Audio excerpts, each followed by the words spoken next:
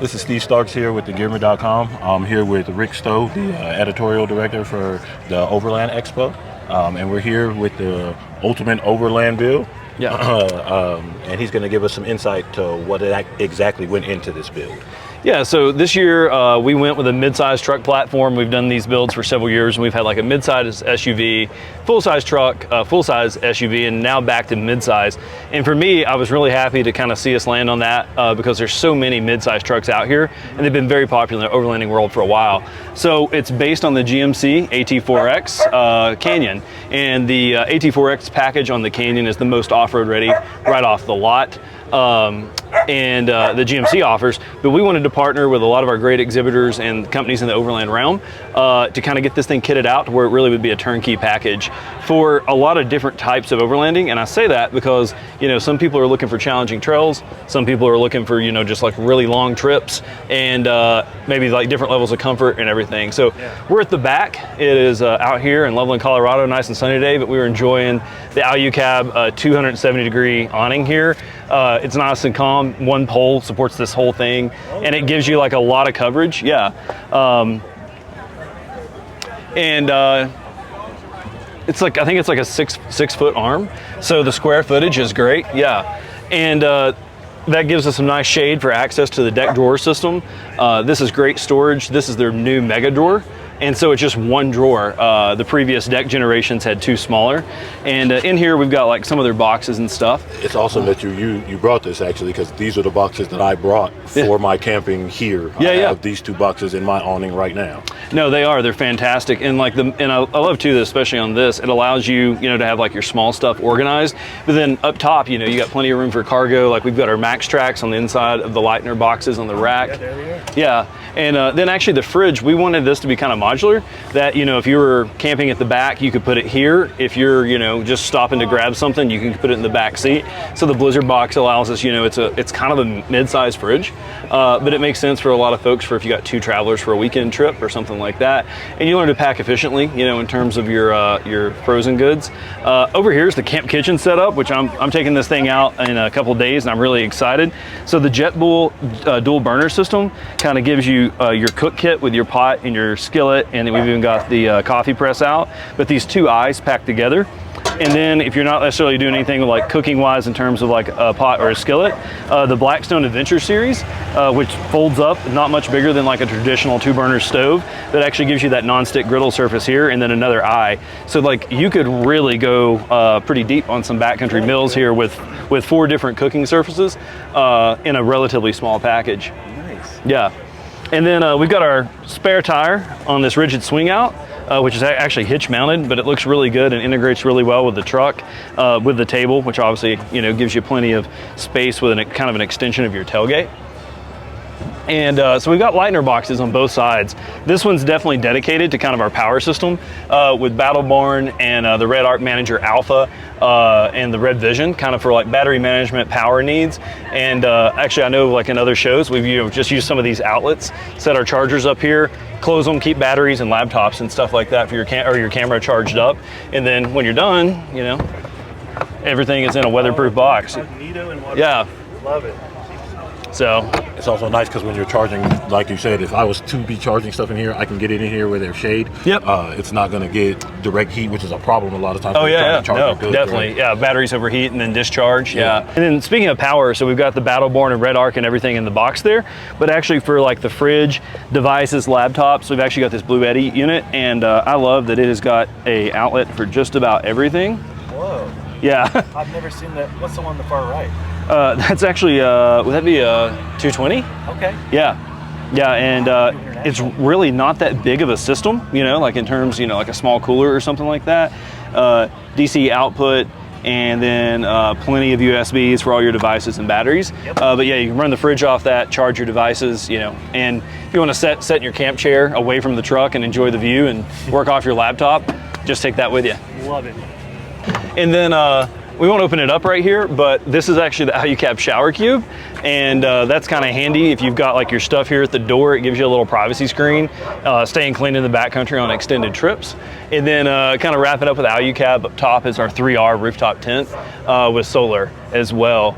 And an aluminum tent, you know, so it's tough. I'm back east. We get a lot of branch strikes and stuff like that. So when I had a soft cover tent, it stayed beat up and tore up.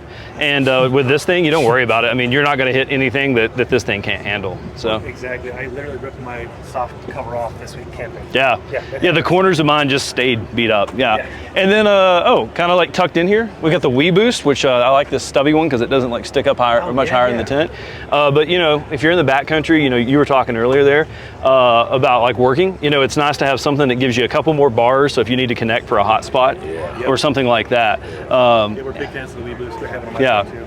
Yeah, and you know, I don't think until people use one, they realize how much of a difference it makes. You know, a lot of times the difference between 1 bar and 3 bars is the difference between getting out that email or, you know, downloading that file. Right.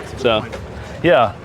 So before we kind of go too far, a lot of this stuff is kind of stock. We added different wheels with the suspension components and like sliders and everything is the AT4X, and we've got some AEV components on here, American Expedition Vehicles, because they actually have an edition of this truck that they make that you can get from your dealership as well. It's just the AEV edition of the AT4X, And honestly, probably one of my favorite parts because I think it's a great like stealth bumper from 589 Fab with the come up winch and the Vision X lights. It's kind of a really cool package that didn't require a ton of cutting on the truck, and it really looks like just a stock bumper, you know. But it has like the skid plate on the bottom as well, right? Like skid integrated. You know, the winch mount is like nice and like tucked back in here, so you know your fair lead's not sticking out. Got the pods for the 4 Vision X lights. And I love that it just kind of matches that body line that was on the bumper in its stock format. So, yeah. Pretty awesome.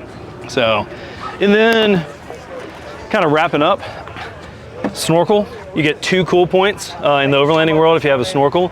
But actually, all seriousness, you know, people talk about like water crossings, but when you're out here in like these environments, and if you're in a convoy, dusty, dirty air, you know, instead of it coming from like a fender well intake that gets it up higher, you're getting cooler air and more importantly, cleaner air.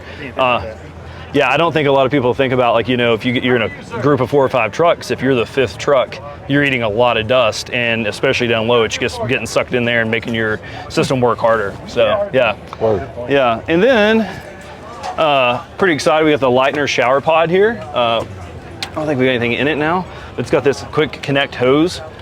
So rinsing off, you know, yourself, dishes. I do a lot of paddling, so like, you know, going from body of water to, you know, try to rinse off the boat and not like have any organisms transmitted. So having something like that. And then, it was unlocked. And then just a pod over here for just random gear stuff. You know, you can never have too much storage. So, yeah, we got some like Midland handhelds in there. We've got a Midland micro mobile on the inside. The bag for the jet boil, fuel, camp chair. So the handhelds are probably 5 watts for the hand. Yeah, the GMRS. And then, yeah, here we go. It's kind of tough. But this thing, I think, has got probably one of the coolest kind of sporty race car interiors, I think. So yeah, and then, you know, we got this great interior from GMC. We've got a couple of other accessories for like mounting your phone and things like that. Husky liners. And yeah, I think it's a really cool modern truck, but with plenty of off-road capability. So well, you were talking about like a sleek look, right? Like a clean look. And I think you guys really did a good job with that clean look, because the bumper, right? It looks like it was just a stock frame because it goes with the silhouette so well. Yeah. Right? Once everything is broken down, a lot of the storage is like integrated into the truck. It's not hanging off of the truck. It's not. It's very sleek, and it's cool to be able to see how when you take the time to think about a build, you can really get that like really nice, not so gawky look, and still. This is super efficient for what you want to do, right? Exactly, like what you want in this. And that's what we were looking for, you know, even down to things like adding a little bit more like rooftop storage with this Prinsu rack, like the details with the red. And so it kind of just looks like it blends in with the contrast with the wrap and stuff like that. And speaking of like a clean look, even a conscious decision with like our wrap is with like some of our build partners here. You can see the logos, but they're not like super high contrast. Right. So, yeah. No. Beautiful truck, super well built. What do you know about the suspension? So this is actually a GMC, a GM actually I should say, suspension system. It's a Multimatic DSSV bypass shock. These debuted in terms of trucks on the 2nd generation Colorados. So my truck, I have a previous generation ZR2. probably don't say that. That's a Chevy product. Cut that. Family. So yeah, it has that same suspension, and there are some folks out there that make some like complimentary like upgrades to it. But I think the general consensus for most users is that this is a off-the-lot, off-road ready suspension. These bypass shocks work really well. You know, I've put a lot of miles on mine. We've had no problems out of this one. Yeah, no, I think it's a great system, and it's suspension is something that's tricky. Like, yeah, there's you can mess a vehicle up pretty quickly if you don't know what you're doing when you start buying some parts and accessories for your suspension, but you don't have to worry about that. Especially when you're putting them together, right? When you take your stuff to the mechanic's not going to tell you what he doesn't know. Yeah, exactly. He's going to tell you how he knows how to put it together, and he's going to do it the best he can. Yeah. A lot of people have never done a lot of the hands-on work themselves, so it's really, a lot of people don't know how easy it is to make stuff fit when it shouldn't, right? Yeah, a lot of common mistake is people will get like a lift kit for a mid-sized truck with like way stiffer springs, but if they don't have any weight on the back, and then suddenly when they go across the speed bump, it's like, you know, your head's hitting the ceiling. Yeah, so it's having something you don't have to worry about, but no, we've had this thing in some pretty cool spots already, and it's got plenty of more trips in it before it gets auctioned off at the end of the year. And it's been kind of cool to see how this thing performs for other people, because my daily driver has it, but I love the Multimatic suspension. Yeah, That's cool. That's really cool. Yeah. Absolutely incredible build. I'm looking forward to taking this out next weekend. Yeah. I actually did have a question. Yeah. When you're done doing like the demos and the tests for the truck, what happens to the truck at the end of the year? Yeah, so this truck, you know, it's already been to a couple of our events. It's here in Mountain West. It's going to be at East in between. We have team members that take it out, guys like you guys, you know, like media outlets that take it out and, you know, get to experience this truck. And then right after Expo East in October, it'll get cleaned up along with our Ultimate Overland Moto and get photos taken for an auction. And it'll be on Bring a Trailer, both of those builds will. And all the funds go to the Overland Expo Foundation, which is our nonprofit arm. They're always working to increase access for like groups, trail cleanups, you know, protecting land and things like that. They usually run like 12 to 14 projects a year. Nice. And so all the funds from this truck and the motorcycle and, you know, previous projects will go towards the foundation. So That's good to hear.